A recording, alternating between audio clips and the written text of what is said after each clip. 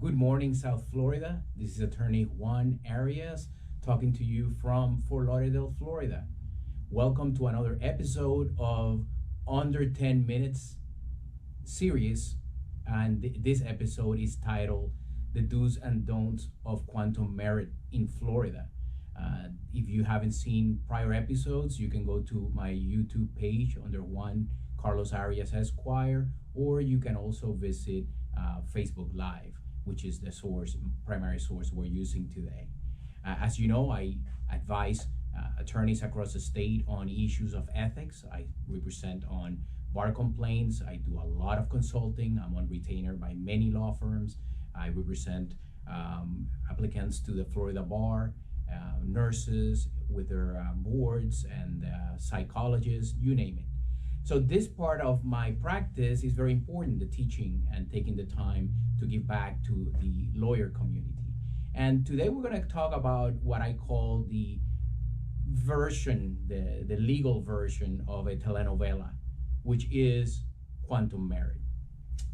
Many of you, or most of you, who practice personal injury know how frustrating this Quantum Meruit situation or calculation is in their practice. I get calls all the time from clients who ask, hey, this is what this attorney is asking for. This is what he's alleging he spent on a case, and it's a source of continuous frustration. And that's because there is a misunderstanding as to what Quantum Meruit is in our legal practice.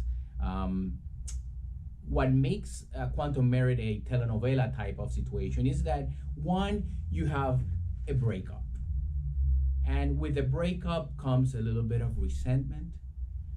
You have a new partner that comes into the situation, the new attorney, and of course, there's always a little bit of greed. We all want to make good money out of cases where we spend time and resources. So all of these things combine to make that communication, that negotiation of final fees painful.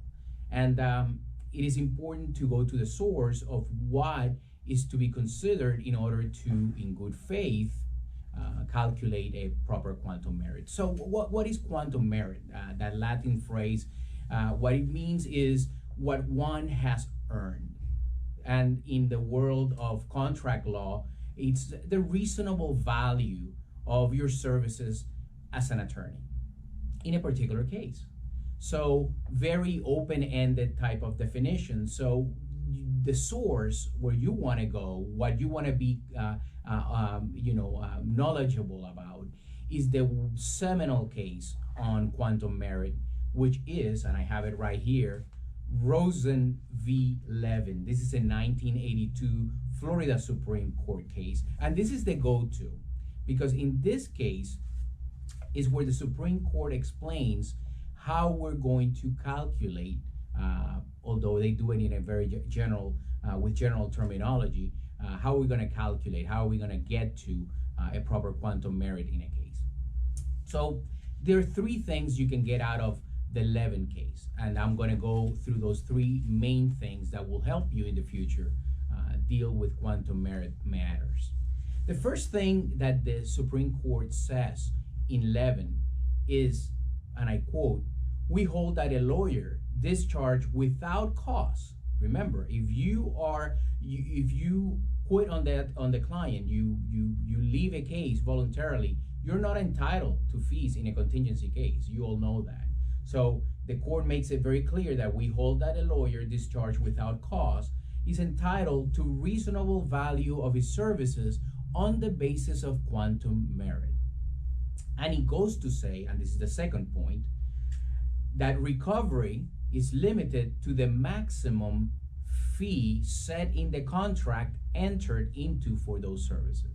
So we have Quantum Meruit is how we're going to calculate, and two, recovery is capped at the amount that would have been the maximum amount that would have been allowed under the contract. Three, and this is very important, the third thing that the Levin case says on Quantum Meruit is that in computing the reasonable value of this discharge attorney's services, the trial court can consider the totality of the circumstances. That's the third thing. And what is the totality of the circumstances? Well, the Supreme Court actually tells us what are the factors that should be considered when you are negotiating and calculating a quantum merit. Those are: one, the recovery sought, the skill demanded, the results obtained, and the attorney-client contract itself, to see what were the terms of that contract. Because as you already know, you are also limited by the amount, the maximum amount that you would be entitled under the contract. So the 11th case is the case that tells us exactly how we're going to do this. And it's supposed to be a process of good faith. And I'm addressing the PI attorneys out there, because sometimes there are some attorneys that either don't understand how quantum merit is supposed to be calculated, or they really want to play hardball and create frustrations that are not necessary in the process of negotiating this with the new counsel. So please understand that it is an effort of good faith. I sometimes get calls of attorneys saying, "Oh, they're asking for the retainer contract." Well, as you can see from what I just read you, the contract itself is one of the items that the other side or the new attorney is entitled to see in order to understand the relationship. So it should be a good faith effort on all parts. Unfortunately, in Florida, we see a lot of bad faith, a lot of truly a lot of greed by some of these former attorneys, with reason or without reason. I mean, some feel very strongly about how the case or the representation was terminated, but understand that there is a margin of good faith that needs to be applied to these things. And you know, one day you may be on one side of quantum merit, and one day you would be on the other side. So always keep it professional and be reasonable out there. Well, under 10 minutes, I've given you the gritty-nitty on quantum merit in Florida. Let's try to prevent telenovelas out there. Let's work, in a professional way.